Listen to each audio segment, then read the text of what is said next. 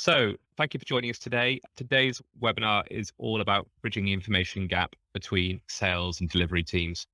And what that means, I'll show you in probably two slides. We're trying to go low on slides, high on demo.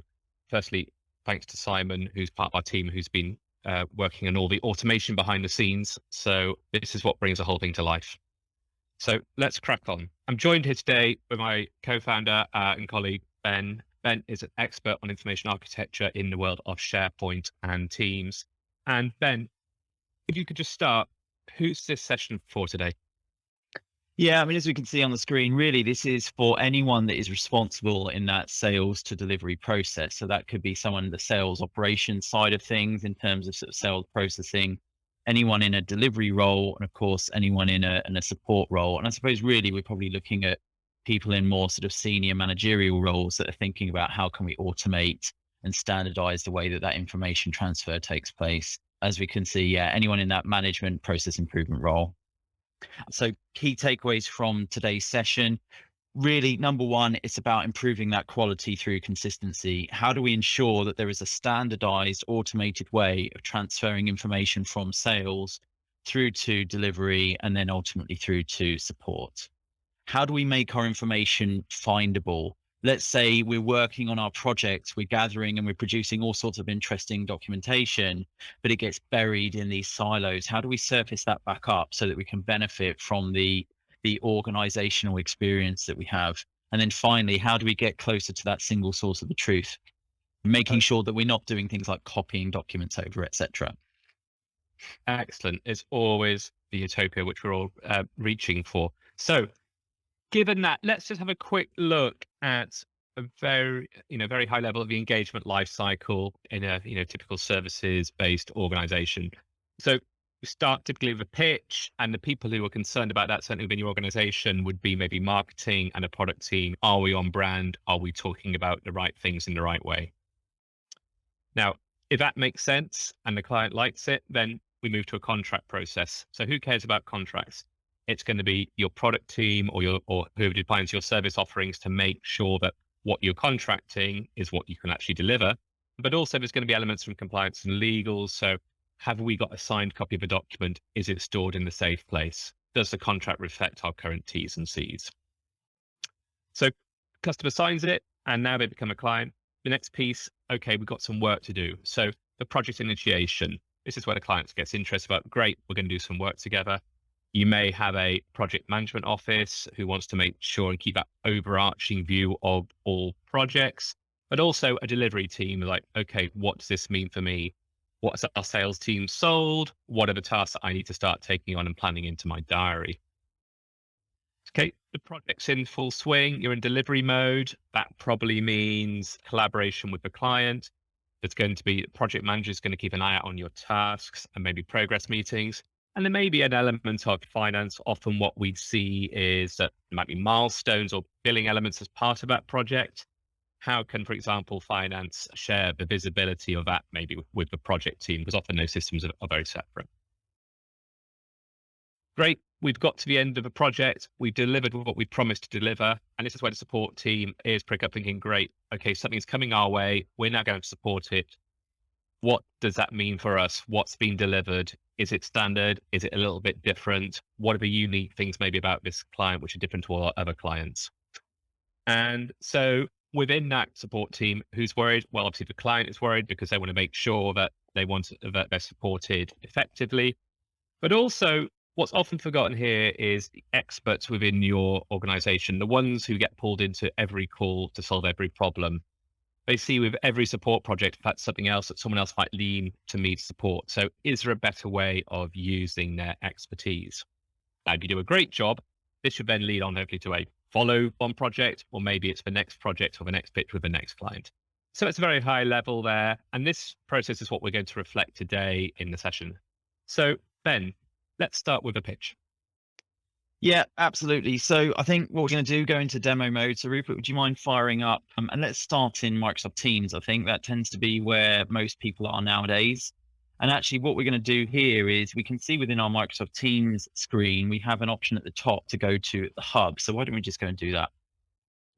So what we're just highlighting here is that we have brought our main information hub, in this case, the intranet hub, and we've brought that straight into the modern workplace tool of choice, which is Microsoft Teams. That is where people will be moving more and more, and we're bringing all of that information so it's in a single place.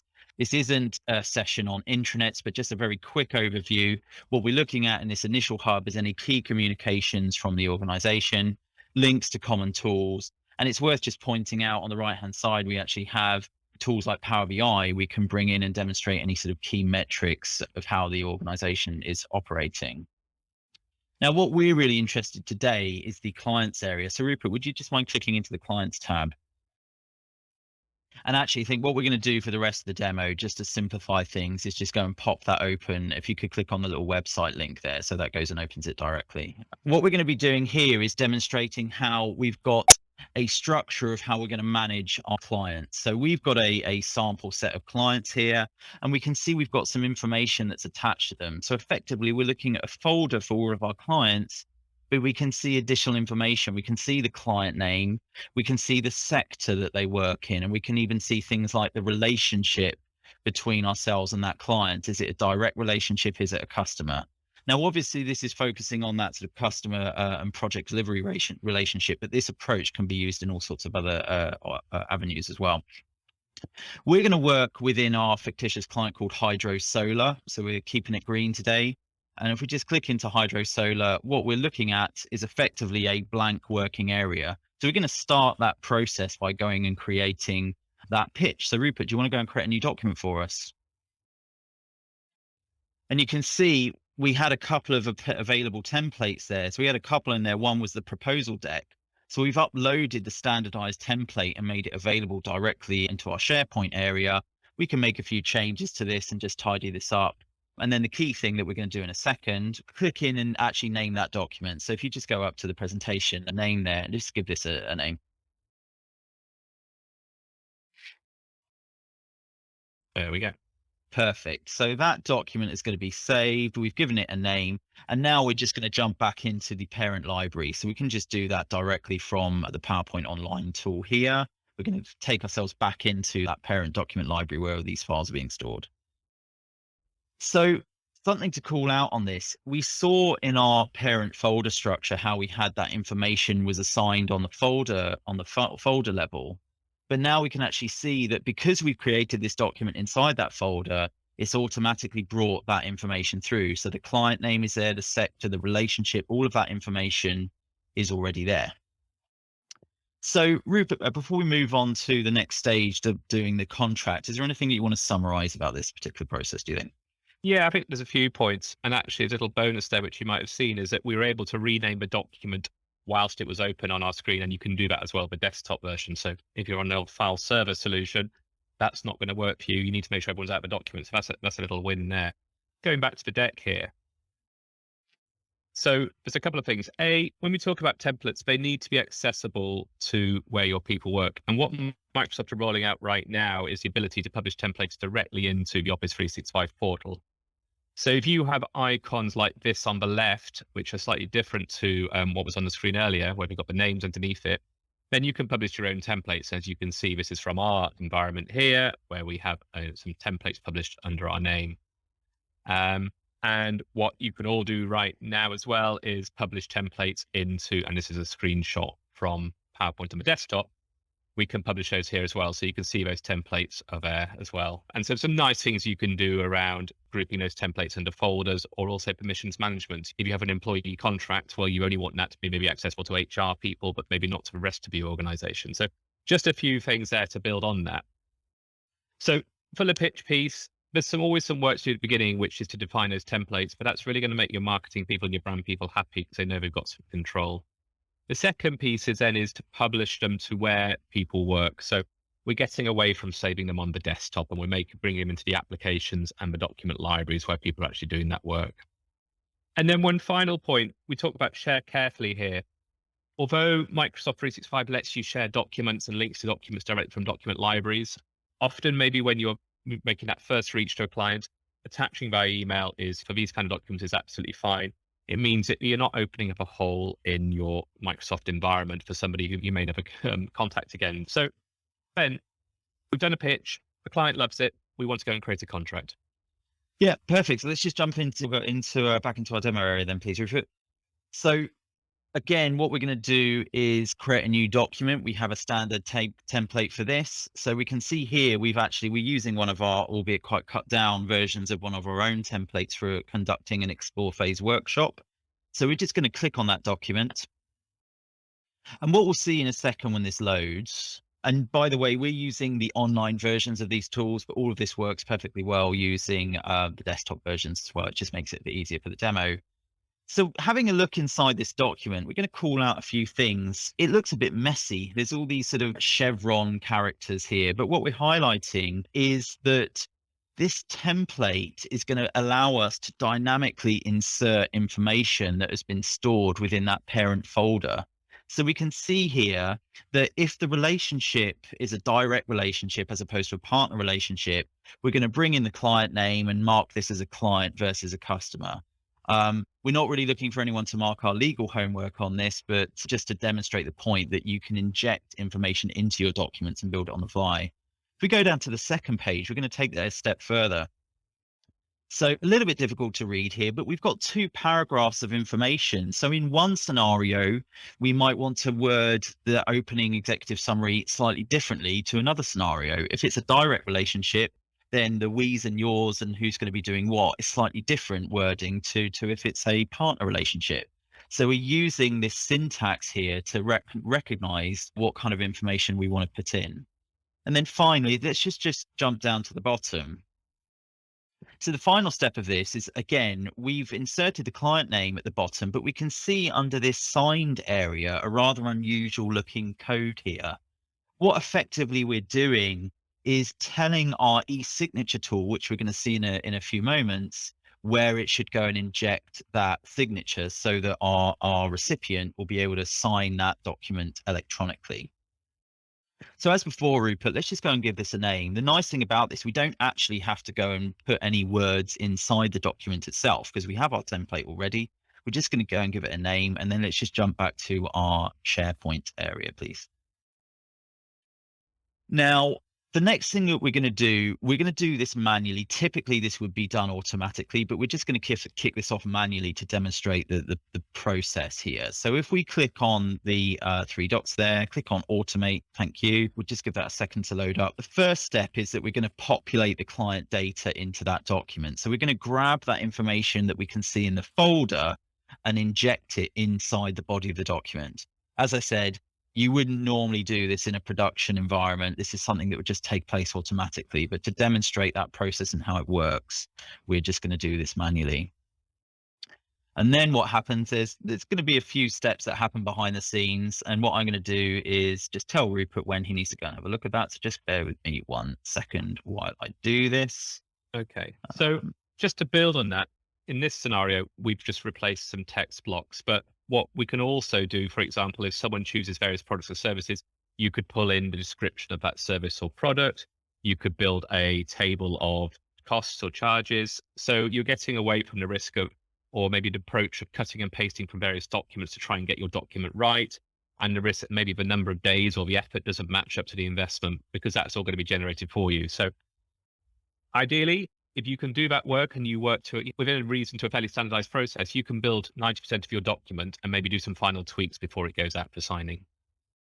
So Rupert, that's good to go. Do you want to go and open up that document, take a quick look at what's happened? So we'll just give that a minute, or hopefully less than a minute. So we can see in the document now that what was fairly messy text has been replaced with something that looks a little bit more realistic. So we actually have the proper client name in there. It's summarized what the right section in the executive summary is. So it's selected the right paragraph because it's realized that this is a direct relationship.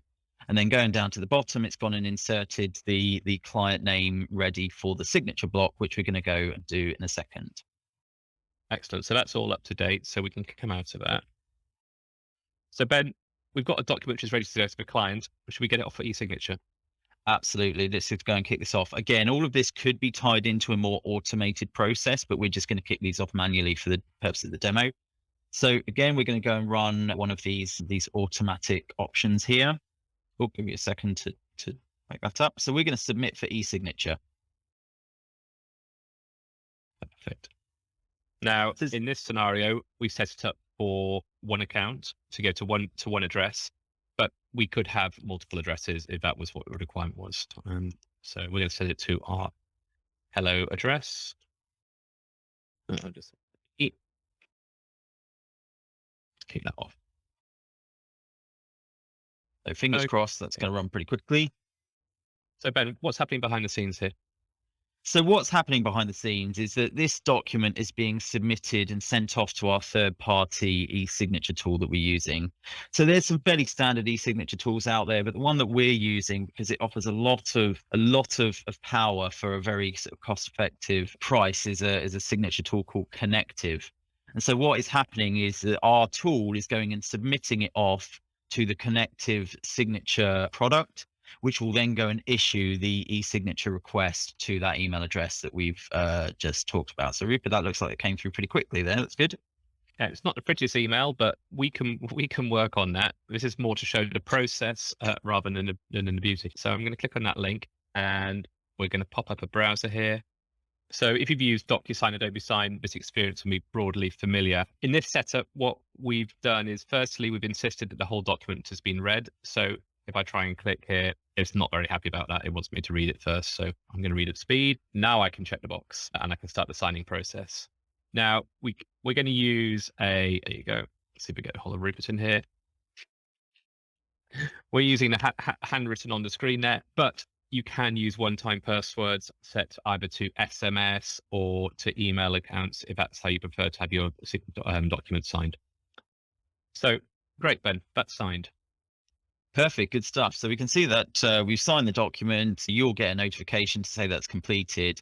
And now what we're going to do, we're just going to refresh the screen a couple of seconds. And again, fingers crossed, this is going to happen pretty quickly. It normally does. In fact, there we go. Yeah. So what we can see that's just happened behind the scenes automatically is that a PDF version of that document has been created. Rupert's just opened that and give it a second to load. Here we go. So we're going to have a little scroll down. We can see the dynamic content we put in, and then we can see this signature block at the end. So effectively, if you were to open that up in a tool like Adobe Acrobat, you would see that there's a proper digital signature inserted inside that document that validates that it hasn't been tampered with. And that effectively will meet your regulatory processes. Excellent. Right, Ben. So I think we've reached a nice stage where we can summarize what we've seen there. And there's an awful lot going on behind the scenes. So what are the takeaways? Yeah, absolutely. It's almost worth just taking a bit of a on that point, isn't it? So there's a few things that we've just shown you. So the first is that we set up this template that allowed us to pull in information from the parent folder. What relationship did we have? What is the name of the client? Potentially we had the sector in there as well that we could bring in. There's other types of information that you could bring in too. So let's say it's part of a product offering, and you might have, does the customer want this part of the offering, or do they want that part of the offering? And that could go and inject the appropriate paragraphs into the contract dynamically. So we defined that template. We created a document from that template and kicked off the process of injecting all of the customer specific information. And then finally, we issued that off for signature. So we could see there's a lot happening, but we kicked that off. It sent an e-signature request to the end recipient, the customer in this case. They received an electronic signature portal that they were able to view that document. Multiple types of signature they can do. We use the manual approach. And then when they signed that document, it just saved the document straight back in to our document management area. I mean, Rupert, historically, what would people had to have done in the past without this process? Well, yeah. So what I see is a lot of people may have DocuSign subscriptions, and they're taking that document from SharePoint, they're saving it on their desktop, then they're dragging it from a desktop into the DocuSign portal, waiting for it to be signed, and then making sure that when it comes back to them in their Outlook, they're then dragging it back into SharePoint. So really, we've removed a lot of the risk there. It's now literally a 2-click process to get your document out the door to the right person. And the great thing about that, and it's going to follow on really nicely, is the process doesn't have to stop there. We can now kick off maybe a project initiation process as soon as that contract comes in, rather than waiting for somebody manually having to do something. Yeah. So Ben, let's just dive straight into the project initiation.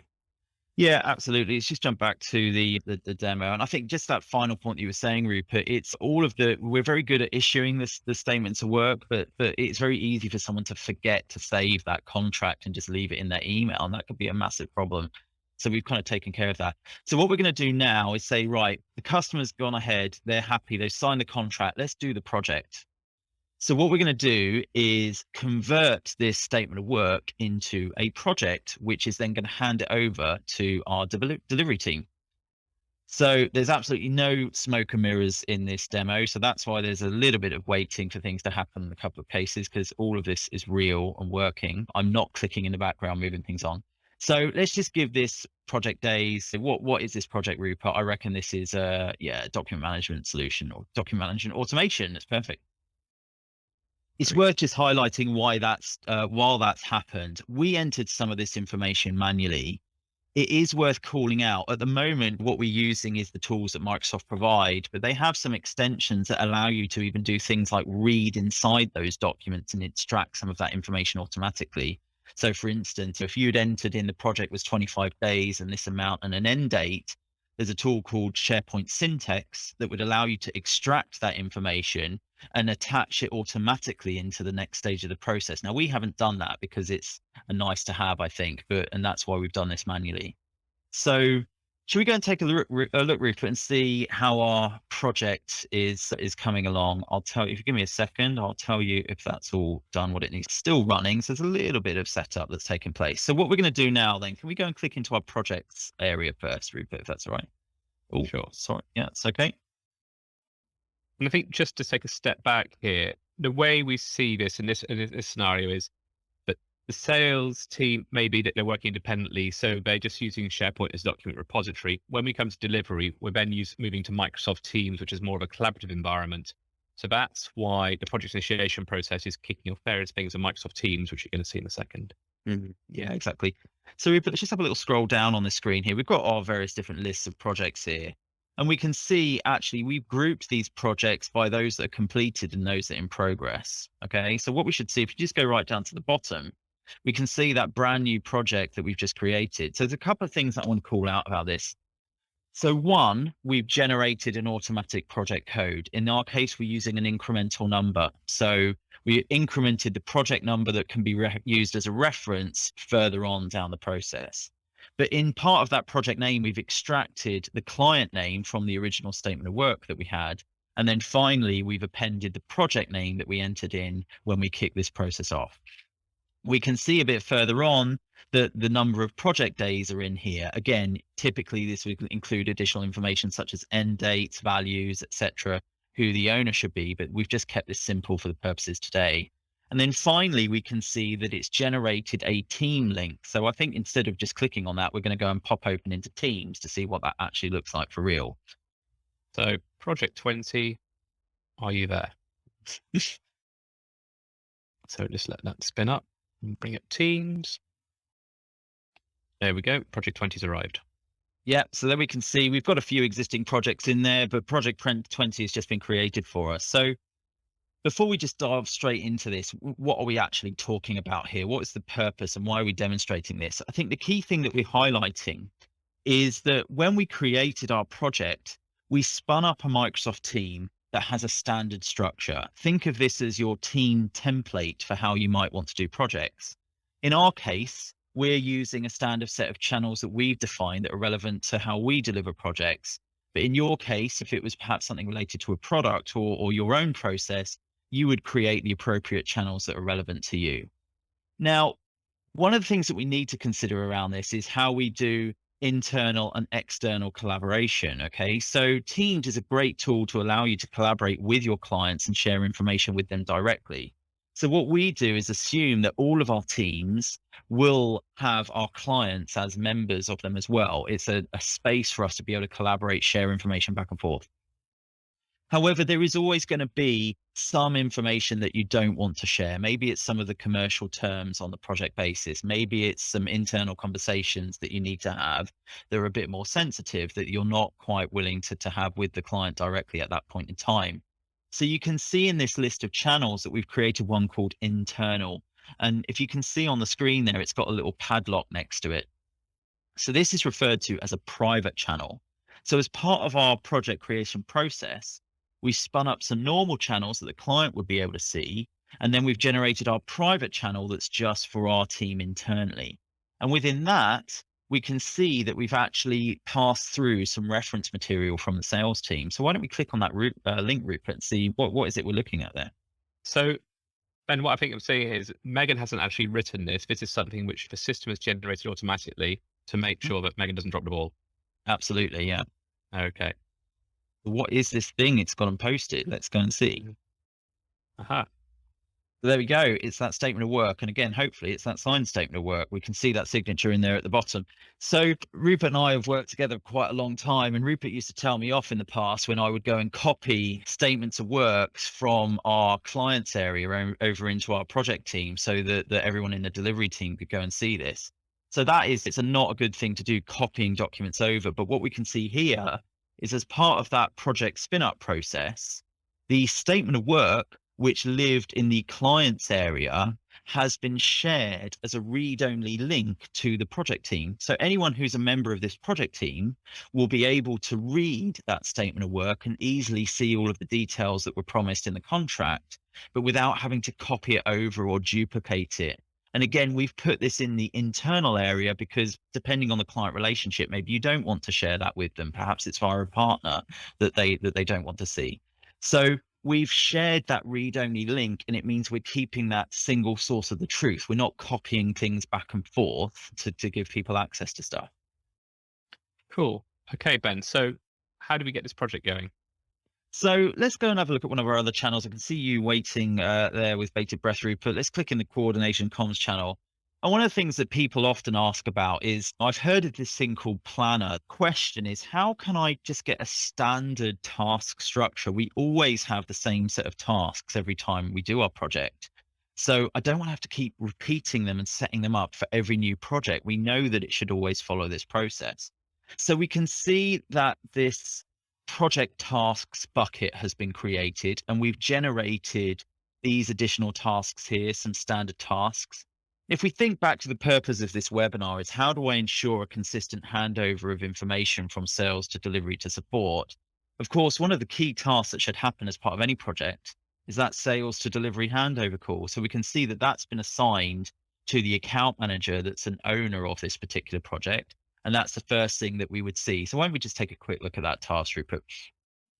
There's not an awful lot in here. There's a different additional information that can be provided, but the idea is that if we want a standard checklist of how things happen, this is that first thing that we want to ensure happens as part of our project. Okay, Ben. And I'm guessing these list tasks or the list of tasks could be different depending on the project type, whether it was a yeah. Exactly. It all comes back to that project type and that information that we saw in the client's area, some of that initial information that can get passed through, how the project gets spun up, how that information gets injected into the contract, and then it might drive slightly different services and project processes that get spun up as part of this. Okay, excellent. Look, what I think I'm gonna do is summarize what we've seen here because I know we've got Mhm. loads more to show and time is ticking. So we talked about the project initiation. I've got a plane taking off. This is our launch. So number one, we're linking to reference materials. We're not copying them, so we've got that single version of the truth, and everyone's working off the same contract. Secondly, there's a bit of homework to do, which is what does our standard task list look like? And that might be different for different types of projects. There's nothing stopping you from putting extra tasks in there and then that project manager or owner to delete the tasks which aren't necessary. And you may want to assign some task specific people from the out, and you may want to leave other ones unassigned, as you saw in our demo. And that's but essentially that last piece is really, assigning those tasks to people. So that's kicked off our project. Project is now in flow.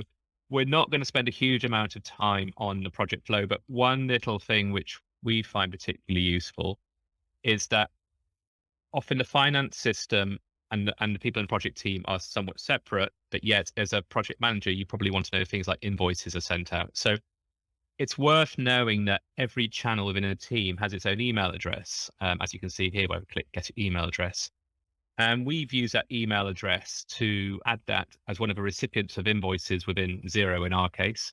So every time an invoice gets sent to a client, it also ends up in the Microsoft team as well. So it comes as an email message, and that email message is broken out with the attachment sent to it. So we can see that that invoice arrives in there. So That's just a little tip of how you can maybe break down the barriers between finance team and the project management and delivery team. So Ben, we're in the project. We've delivered some great stuff. We're now at a point where we're saying, great, this project is finished. How do we get from the delivery team to the support team?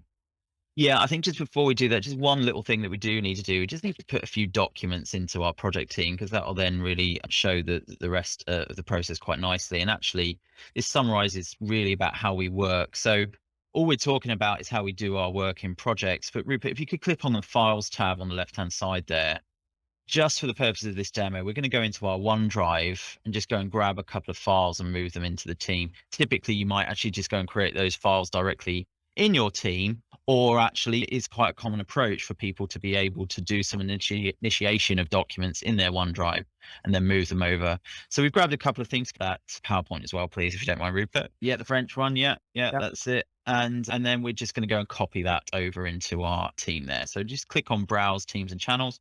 And we're going to go into our new project and go into our perhaps design and build area, and then just go and copy those files. There we go. Just copy that. And that raises a really good point, Ben, about where does Teams fit in? Where does OneDrive fit in? And Where does SharePoint fit in? Where does SharePoint fit in? So I think even at a high level, what we're seeing here is OneDrive is where you start your content before you're ready for other people to see it. When you're ready to collaborate on it, that's where it comes into Microsoft Teams. And I think you're going to show us a little bit where SharePoint completes the story here. Yeah, absolutely. So let's just jump into the team a second quickly before we move on to the sort of close down process. So yeah, let's just go into our design and build channel within our new project. We can see if we click on the files, those documents that we copied over are now available. So typically, if you use Teams for project collaboration already, you'll be reasonably familiar with this. You've got a load of documents that are in these silos of teams and information that people are working on. But when the project completes, how do we benefit from all of that information and reuse it? What do we do? People complain about the fact that Teams just sprawls. I end up with loads and loads of teams that never get shut down. So we're going to show you how to look at that and address it. So Rupert, would you mind going back to our projects site, please? So we're going to do a final automated step here, which is to close this project down. Let's just go and click on our little automate. We're going to go and close project. I think the other thing I noticed there, Ben, when I clicked on that, the closed project, our automate appeared, the other one didn't appear. Is that because of a context of where we're in or the document library? That's exactly it. Yeah, exactly. So we have various different processes that have been configured to work in the clients area. We've got other processes, in this case, just the one that's configured to work on our projects area. Again, there are other things that you could do to automate this so you don't have to do it. But for the purposes of the demo, we're initiating it from this list. So what I'm just going to do, I'll tell you in 2 seconds whether or not. So that's running. It takes a little bit of a while, this particular process. So it might just be this is worth taking a quick look at the knowledge area, which is where all this information is going to end up. Do you think, Rupert? Sure. Yeah. Okay. Knowledge. So we'll go into this in a little bit more detail in a couple of minutes. But what we commonly find is, how do we benefit from the output of our projects?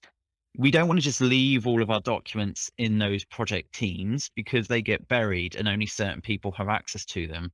So what we do is capture all of the good stuff. We get rid of all of the copies of documents that we don't need, but we capture all of the good stuff and bring it into this knowledge base here that then makes people like support and other areas able to more easily review and get access to what's taking place, and to really benefit from some of the experience that the organization has achieved. So Rupert, that process is completed. Can we just jump back to Teams again? Sorry, a little bit of jumping back and forth, but we're nearly there. So as part of our close down process, we'll see, if you click on your chat list here, I can see the project's already disappeared, actually. Yeah. That's a good point. Yeah. So that's actually a really good point. So that project we're working on, it's been shut down and archived. It's no longer taking up space. Let's have a look at that Power Automate message that we've just received that says, hey, do you want to do something? Well, yeah, it's happened. It's real. Yeah. No smoke and mirrors. So what we're going to do is just click on the view document. So what we've been told to say is, you've closed the project down. We've sucked all the good stuff over. Can you just go and review and validate what you want to keep? So let's just go and click on that. Okay. So what that's done is effectively sucked that information over into our knowledge base, and we're being prompted to choose what things we actually want and what things we want to get rid of. Now, Rupert, there's one document there, that permissions document. We probably don't need that. So let's just click on that one and delete it. I think we don't need that as far as the knowledge base is concerned. But that product overview in that PowerPoint demonstration could be quite useful. You can see that the metadata of the project code, the client sector, all of that's been captured automatically. But the only thing we need to put in is the document type to make it a bit easier for people to find. So would you just edit that grid view, please? So we can quickly go and tag up those documents. You can see it's not a particularly difficult process. And let's just have a look and see what some of our options are. We could add new tags here, but we're just going to reuse some of the things that we have. So maybe just that, let's just go with product documentation. And then the other one, we're going to go and type in as, just press OK. So if you can just type pre-sales presentation, Rupert, we'll see the type ahead function there.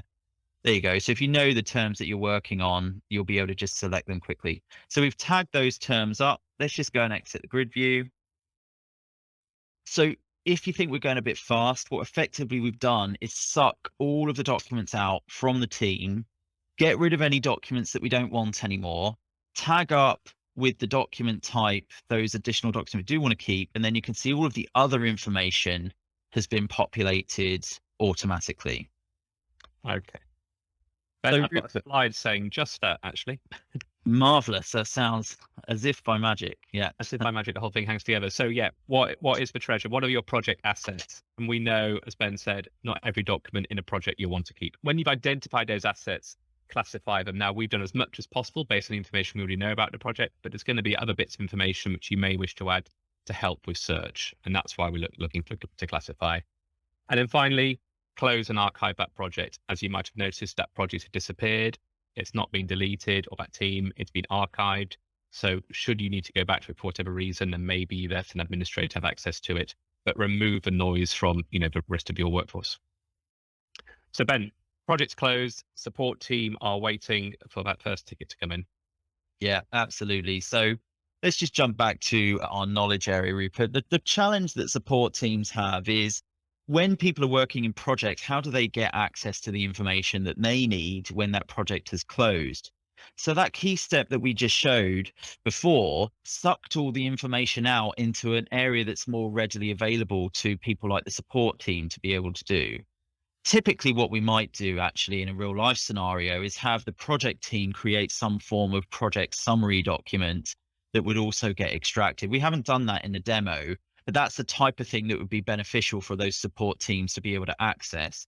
All the project team would need to do is create it within Microsoft Teams, create that summary document. And as part of that close down process, all of that information would be sucked out. So if we have a little scroll down, Rupert, we can then see if I'm in support, if I want to find all of the documentation that had been done for a particular, in fact, why don't we click on the one that we've just used, which is Hydro Solar, and let's just see what we've come through. With any luck, those documents have come through already. Perfect. That's actually come through straight away. So we can see the couple of documents in a previous one have been brought over, and we can see anything tagged with that particular client, but we can also then do a further filter on perhaps the pre-sales presentation. So Rupert, why don't you do that, please? So let's just go and do an apply. And again, we're just narrowing down our results. So if I'm in support and I want to find that project summary document or a particular design guideline or specification that have been used, I can go and narrow down, filter, and we can see some additional filters that we've got there. I'm not going to go through everything, but effectively we're getting easy access to all of that info. Okay, so these filters have been custom designed by us based on the metadata. So we can tailor this experience depending on how a client's organization works. Okay. That's absolutely it. Now, of course, the other types of information that someone in support might need is maybe something that's not client specific, something a bit more general. So Rupert, if you wouldn't mind just going up to the top there, what we're going to do, if you click on that right-hand image, what this is doing is just filtering all of the information that's been classified as general knowledge. So it doesn't just have to be support information. It doesn't just have to be a client information. We've filtered down anything tagged with general knowledge, and you can see that in the list of tags there. And again, these have been classified as a user guide. I think the final thing I should say, it goes without saying that all of this is a searchable experience. You don't have to do filters. You could just search for some particular project phrase or keyword and then allow you to go and filter all of those results back. Okay. Yeah, perfect. So the very last bit we need to talk about, this is great when you've written stuff down, but how do I get the stuff in my head out so that other people can benefit from it. This is commonly referred to as tacit knowledge, which those of you that did Wordle last week came through as one of those words. But anyway, so this is how we get in touch with our tacit knowledge. How do we ask questions if someone needs to find someone on the other end of the organization that might have worked with that client in the past? So on the right hand side here, we can see these knowledge conversations, this question and answer based form of how we interact. So we can see the types of common things. How do I create a project from a client? You can see that someone's responded and actually marked it up as a best answer. And so this is the definitive answer for that. Rupert, why don't we go and have a look at that conversation a bit more? So what we're doing is we're introducing a tool called Yammer. Some of you may have heard of this already. And Yammer sometimes gets a bit of a bad name for itself for being a bit confusing or complex, but actually Yammer is perfect for this type of experience, being able to openly ask questions across the entire organization and then be able to categorize and tag them and respond, and tying that into a mechanism to get hold of that tacit knowledge from people. It really brings the codified knowledge that's written in documents alongside the tacit knowledge that's in people's heads. Some people use Teams for this, but the benefit of Yammer is it's open across the whole organization as opposed to being siloed into different work teams that you have. Excellent, Ben. Look, I mean, that's fantastic. I think that really brings us. Oh, there we go. So just to summarize what I've seen there, we talked about the benefit of community for tacit knowledge and where experts can hang out. The library for the explicit knowledge. So we talked about the OneDrive how-to guide, which was plugged in there. And then we've got that archive also in the project knowledge, but that's for the project's assets which come out there. But we know they've been curated, that they've been tagged, therefore they're easily searchable. And we also know that we're looking at a final version of a document. Maybe the challenge of looking in Teams is it's something in progress. We see Teams as a workspace, but SharePoint as a trusted version of the truth. So summarizing what we've seen, and then we'll dive straight into questions. So we looked at the pitch and we talked about the information structure, where you're going to save your documents, publish your templates, moving on to the contract, which we talked about document population, and then the automation of eSignatures. Then the project kicked off. So we pulled in those reference materials. We created a team template with various channels, including an internal private one. And we also populated a task list to kick that project off. We touched on project delivery, not a huge amount here, but did show that that each channel has an email address. So that's great for loosely, should we say, linking into external systems such as finance, if you want visibility, maybe when invoices are issued. Next piece, the project closure. So key, let's get those teams closed down and not have hundreds of open teams and archive those. And secondly, we looked at how we could save and classify assets so they then support the knowledge base. Which brings us on to the final piece, which is the community know-how. So we talked about Yammer and how that could be used to collect tacit knowledge, a knowledge hub for maybe how-to type guides, more formal documents, and then finally, a place where those project assets can be saved for future reference. So that brings the demo side of this to a close. I think Ben's already said there's some questions there, so feel free to drop questions in the chat and we will go ahead and answer them. And I'll stop sharing my screen so you can see what we look like. Yeah, perfect. So there's a very good question, which is, can I create a project in a third-party tool using the automated approach? So this was at the point where we were doing the sales to project generation process. So we're using Microsoft's tool called Power Automate that does this. Now, Power Automate has lots of automatic actions, and it's very easy to create things that are within the Microsoft space. However, it also has lots of connectors into third-party products. So it really does depend on what that third-party product is. So there's a couple of ways that you could do it.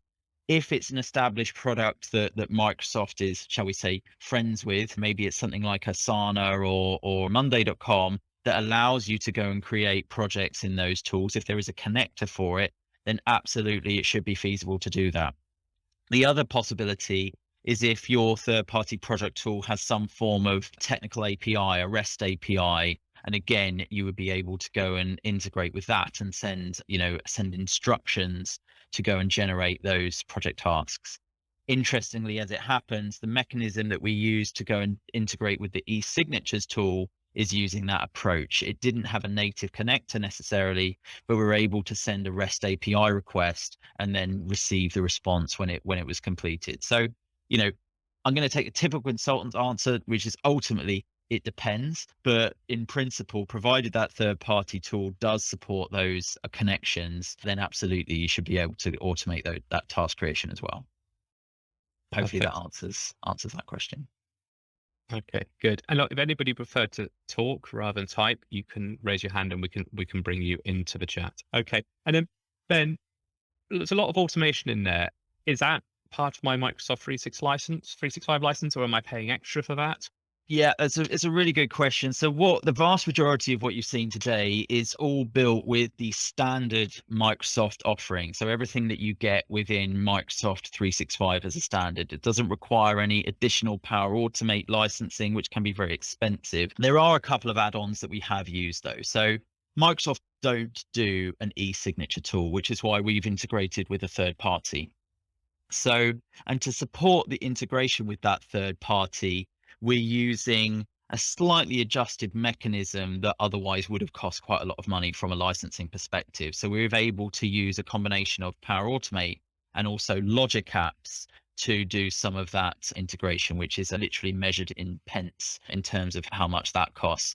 And then the final bit that was actually at the beginning of the process is that mechanism for dynamically generating the document based on that information. So such as the client name and the dynamic paragraphs. Typically, this is normally something you would see within a Dynamics 365 type environment, but actually using a third party product, which we're happy to share after this, we're able to do that dynamic product generation. But really, this third party or the more expensive licensing is just from a couple of touch points. The end-to-end process of generating projects, firing up teams, doing internal channels, all of this is using out of the box functionality within Power Automate. Perfect. Okay. Well, looks like there aren't any more questions. So if this is of interest to you or your team, obviously feel free to reach out to me. I'll see, get in contact with you all afterwards. I know what we've done before. We did a previous webinar that somebody said, actually, this is great. Can you play it back to my team and let's see if there's any, this can solve some problems for us. So we're happy to do that. This demo environment is ready to go.